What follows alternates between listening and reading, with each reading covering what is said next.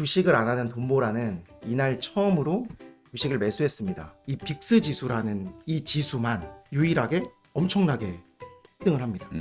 보라님한테 어떤 ETF를 사라고 했는지를 이 스펙주라는 친구는 과연 얼마나 하락했을까?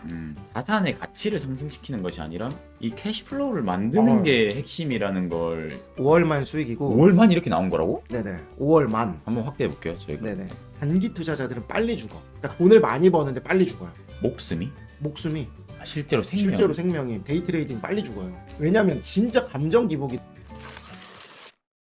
안녕하세요. 안녕하십니까. 돈보라입니다. 소초감자입니다. 반갑습니다. 오늘 무슨 이야기 하려고 저희가 모였을까요? 오늘은 좀 여러분들한테 그 유의미한 지표, 돈보라가 왜 주식을 처음 매수했는지를 좀 말씀드리려고 했습니다. 사실 돈보라님은 주식을 하지 않아요. 이제 그런데 제가 이거는 좀 들어가도 괜찮겠다라고 했고, 어떤 근거로 이 서초감자라는 사람이 돈보라에게 주식을 추천했는지 말씀드리려고 나왔습니다.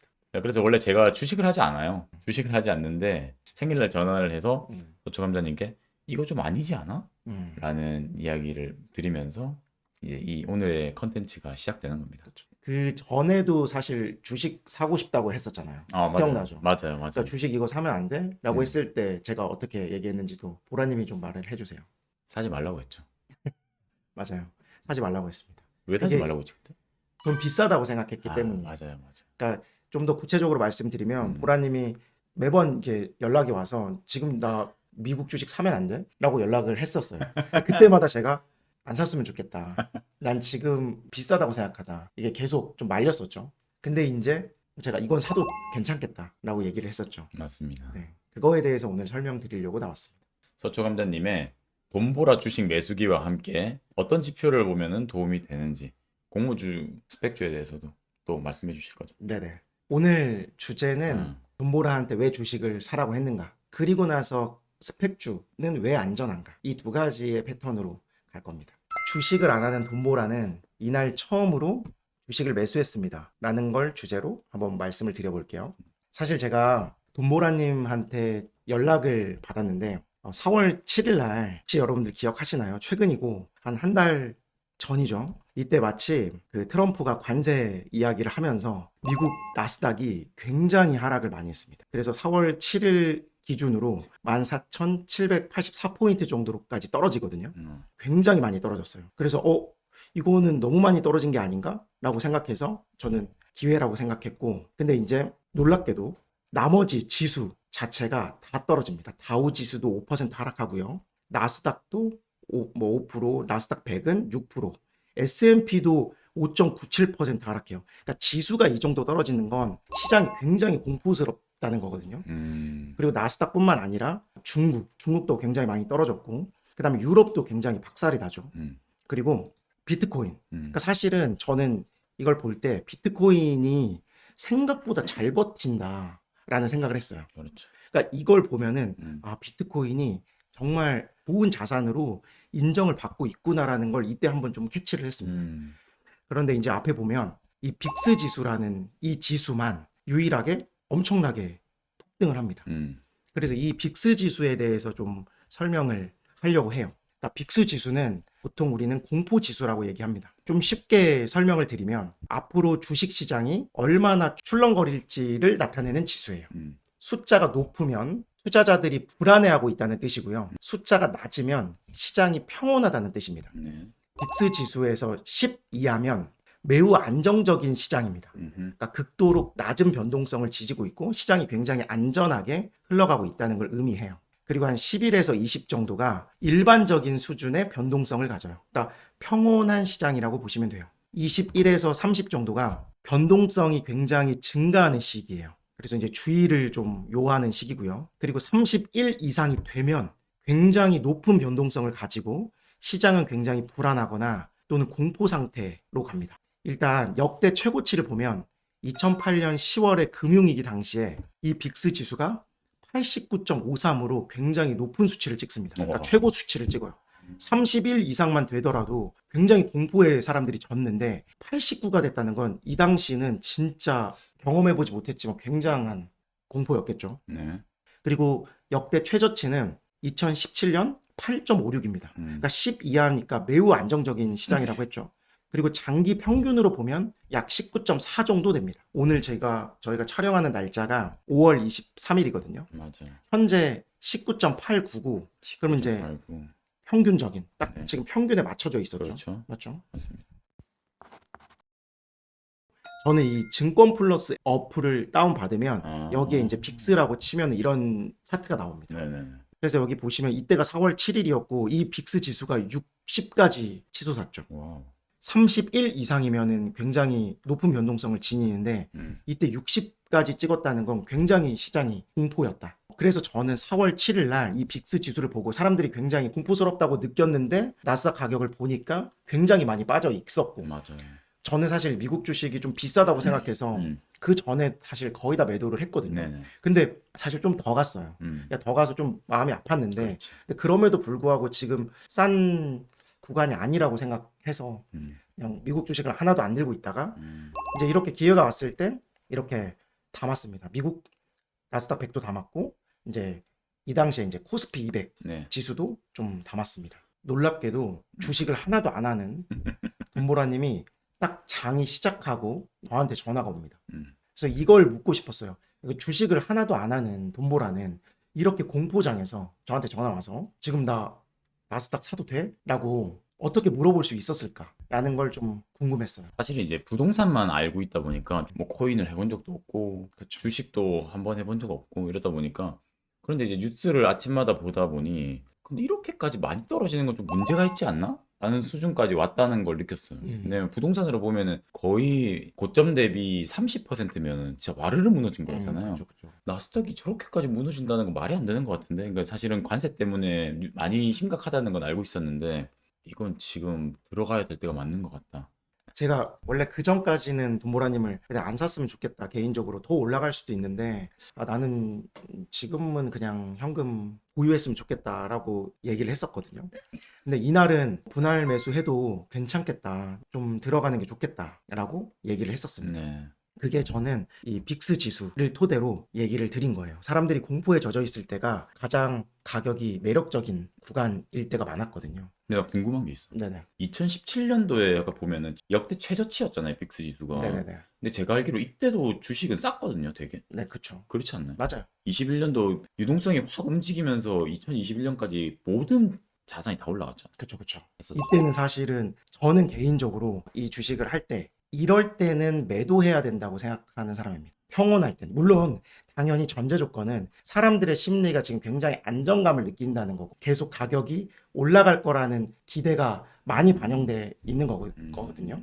그렇기 때문에 저는 이럴 때는 조금 분할 매도해서 좀 더 싼 자산을 좀 사는 편이고 오히려 이럴 때 사람들이 굉장히 공포에 느껴졌고 그리고 그 가격이 충분히 많이 싸지면 그때는 들어가는 입장입니다. 이건 뭐 당연히 제가 맞는 건 아닙니다. 그러니까 저 5월 23일 현재 지금 나스닥 주가가 어느 정도 회복하고 있고 그 다음에 이 빅스 지수도 일반적인 수준으로 가고 있잖아요. 그럼 이제 좀 더 올라갈 수도 있고 뭐 떨어질 수도 있겠지만 뭐 이럴 때는 조금씩 분할 매도해도 괜찮지 않을까. 그러니까 정고점을 뭐 뚫고 갈 수도 있지만 그러니까 분할 매도하고 또 다른 매력적인 자산을 사는 것도 괜찮지 않을까. 왜냐면 지금 수익이 낮잖아요. 나 최근에 15, 18%까지 올라갔다가 어. 수익률이 그래서- 쌌으니까 샀을 뿐입니다. 맞습니다. 음. 사실 보라님은 이게 왜 제가 좀 분할 매수를 권장을 했냐면 보라님은 이제 그 다음 부동산을 매수하려고 했고 언젠가는 빨리 현금화가 됐어야 했고 그렇기 때문에 지금 이렇게 말씀드린 거고 보통은 이 나스닥을 매수하는 건 장기 투자하는 목적으로 많이 매수하거든요. 그렇기 때문에 그냥 이럴 때 그냥 매수하시고 이럴 때 좀 빅스 지수가 좀 낮아졌을 때는 그리고 가격도 꽤 많이 올라갔을 때는 그냥 저는 장기 투자자라고 하더라도 좀 매수를 좀 멈추는 게 좋지 않나라는 생각을 하는 겁니다. 근데 이제 보라님 같은 경우는 당장 현금을 빨리빨리 써야 되는 상황도 오니까 이럴 때는 좀 매도를 하고 다른 자산으로 들어가고 이런 걸 권장하는 거죠. 그러면 제가 보라님한테 어떤 ETF를 사라고 했는지를 좀 말씀을 드릴게요. 그 ETF 체크라는 어플이 있습니다. 네. 그 ETF 체크라는 어플을 보면 여기 ETF 비교 탭이 있거든요. 네. 이 탭을 들어가서 이 나스닥을 매수하겠다라고 하면 이 나스닥과 관련된 그 ETF를 이렇게 비교할 수가 있어요. 네. 근데 제가 결론적으로 타이거 미국 나스닥 100을 사라고 했거든요. 네. 그건 좀 심플합니다. 일단 첫 번째로 가장 오래된 ETF기도 했고, 그리고 사실 코덱스하고 타이거가 좀 전통적으로 ETF를 많이 발행하는 곳이에요. 자산 운용사거든요. 그래서 이걸 하기로 했고, 그리고 더 결정적인 건 뭐냐면 수수료가 가장 저렴해요. 0.14 정도밖에 되지 않으니 이걸로 매수하는 게 좋겠다라고 얘기를 했습니다. 보라님은 4월 8일 날 매수해서 아마 조금 높은 가격에 샀어요. 그러니까 저는 이것보다 더 높죠. 맞죠? 그러니까 저는 11만 4천 원, 3만 4천 원. 아, 그쵸. 네네네. 그리고 제가 지금 공모주와 스펙주로 현금 흐름 만들기 반을 운영하고 있는데, 그 스펙주가 어떤 자산보다 안전한 이유인지 좀 설명을 드리려고 또 한번 가져왔습니다. 그 4월 7일 날 지수가 막 5%, 6% 빠질 때 이 스펙주라는 친구는 과연 얼마나 하락했을까? 나머지 엄청나게 다 공포로 휩싸여 있을 때 제가 그 4월 7일에 똑같이 스펙주의 종목을 체크한 겁니다. 이걸 보면 1.27 이거는 살짝 이제 높은 스펙이고요. 나머지는 다 0.46 하락, 뭐 0.47 상승, 거의 정지죠. 0.25%, 0.1%, 뭐 이것도 뭐 3.59% 하락한 거, 또 심지어 1.21% 올라가고, 지수가 엄청나게 하락하고 있는 와중에도 이 스펙은 전혀 미동이 없어요. 외부의 영향에 거의 관련 없이 이 스펙주의 시장은 굉장히 그냥 안정적으로 움직인다는 걸 알 수 있어요. 그러니까 저는 현금 흐름을 만들 때 가장 중요한 조건 중에 하나가 리스크라고 생각하거든요. 그 리스크가 가장 적은 종목 중에 하나가 스펙이에요. 그러니까 리스크가 제일 큰 건 개별 주식이고요. 그것보다 리스크가 작은 건 ETF고요. 더 리스크가 작은 게 저는 스펙주라고 생각합니다. 제일 왼쪽 아래 보이는 하나 플러스 제5호 스펙 이런 걸 사야 되는 거네요. 그렇죠. 2,000원 아래를 사라고 했으니까. 맞죠. 이거 그리고 2,000원 넣으면 팔아버리는 거예요? 맞아요. 실제로 그 저희 그 수강생 분들한테도 이 하나 플러스 제 5호 스펙을 설명드렸고, 저도 이거를 매수했고, 지금 혹시 가격을 보시면 오늘자 기준으로 2025원이 돼 있거든요. 당장 팔아야겠네요. 네, 이제 저는 이미 매도를 했죠. 그 아파트 매수하는 것 때문에. 그렇죠. 네. 그래서 이런 것들을 이제 들어가는 거죠. 이런 건 시드가 많으면 많을수록 다 집어넣을 수 있는 거예요, 여기다가? 뭐 10억, 100억 이렇게 넣어놓을 수 있어요. 스펙주의 단점 중에 하나가 거래량이 굉장히 적어요. 아, 그래요? 총 금액 자체가. 네, 그래서 막 10억, 20억을 담을 수가 없습니다. 왜냐면 그만큼의 매물이 나오지 않아요. 근데 그 거래량이 적은 걸 활용하면 이렇게 가격이 무너지는 순간들이 존재하거든요. 네, 그거를 사실은 강의 때 말씀을 드리죠. 그렇죠. 네. 그래서 여러분들이 스펙주가 거의 대부분 생소하실 거예요. 공모주는 익숙하신 분들이 많은데 스펙주는 생소하시거든요. 근데 그 스펙주에도 한번 관심을 가져보시면 꽤 괜찮은 현금 흐름을 만들 수 있다라는 걸 말씀드리고 싶었습니다. 어떠셨어요, 여러분? 딱 10분 안에 얼마나 빅스 지수라는 게 중요한지, 그리고 스펙주가 얼마나 안전한지에 대해 설명했는데, 공모주, 스펙주 다 사실은 재미없어서 안 한다면서요. 왜냐면 일단 스펙주는 이렇게 리스크에는 강하지만 상승도 적거든요. 네. 근데 그럼에도 불구하고 저는 막 장기적으로 가져가는 게 아니라 굉장히 2달, 길어봤자 6달 정도로 가져가거든요. 이게 현금 흐름을 만들려면 그렇게 짧게 방망이를 잡아야 되잖아요. 그러니까 그 방법을 이제 강의 때 설명하고 있죠. 근데 이 강의 들으시는 분들이 이걸 정말 잘 이해하고 하셨으면 좋겠는 게, 감자님의 투자 스타일이 우리가 둘 다 원래 장기적으로 보려고 하는 걸 기본으로 깔고 가는 거예요, 부동산은. 근데 방금 말씀하셨듯이 이렇게 스펙주 공모주를 하는 이유는 자산의 가치를 상승시키는 것이 아니라 이 캐시플로우를 만드는 게 핵심이라는 걸 이 우리 강의 들으시는 수강생들이 알아야 된다. 그렇죠. 그렇죠. 이 현금 흐름을 만든다는 건 결국 단기적으로 현금 흐름을 만들잖아요. 우리가 월급에 열심히 일하고 난 다음에 한 달에 한 번씩 월급을 받는 것처럼 공모주랑 스펙주도 똑같아요. 그냥 짧은 기간 동안에 돈이 내 주머니에 들어오는 게 포인트이기 때문에 이 스펙주도 뭐 이렇게 지루하지만 그 지루하지 않게끔 현금을 만드는 게 포인트죠. 근데 궁금한 게 있는데, 네. 이게 만약에 시드 없이 우리의 노하우로 100만 원을 무조건 만들어낸다는 거고. 그걸 한번 보여줘도 될까요? 우리 강의 시트? 보여줘도 돼요. 잠시만요, 여러분. 5월만 수익이고 5월만 이렇게 나온 거라고? 네네. 5월만. 한번 확대해 볼게요. 저희가 네네. 강의 듣고 계시는 분들의 5월의 수익이에요. 여기 보시면 이제 이름이 쭉 우리 수강생 분들이 나오고, 여기에 요게 종합인 거네요. 종합을 한번 봅시다. 지금 아시는 분은 아시겠지만 5월 달에 5월 8일에 나우 로보틱스 상장, 5월 9일, 뭐 5월 9일 이렇게 상장을 쭉쭉 했어요. 그 상장한 거를 저희 수강생분들이 이렇게 적어주고 계시거든요. 네. 한 달에 170만 원이 난 거네. 네네. 120만 원 누구야? 이- 근데 이렇게 만들어낸다는 게 신기해. 80만 원 만들어냈고 네, 82, 70만 원 70만 원. 만들어냈고. 계속 진짜 수익이 나네. 네. 근데 근데 아직 그 기록을 안 한 분들도 계세요. 어떤 간에 이제 이 정도는 다 난다. 예, 이거죠. 2기도 한번 틀어보시겠어요? 2기?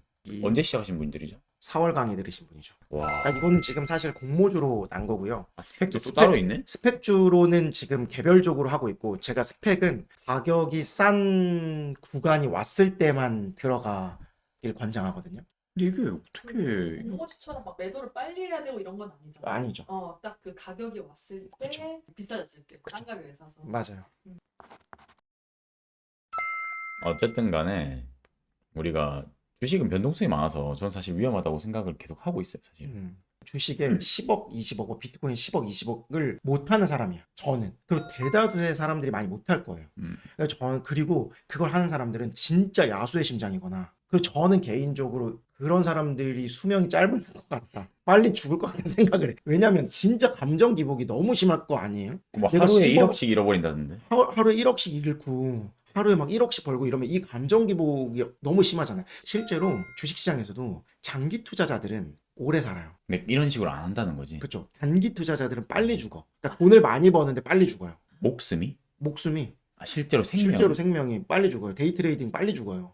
그래서 제가 강의 때도 말씀드려요. 그 빨리 죽는다고 하지 말라고.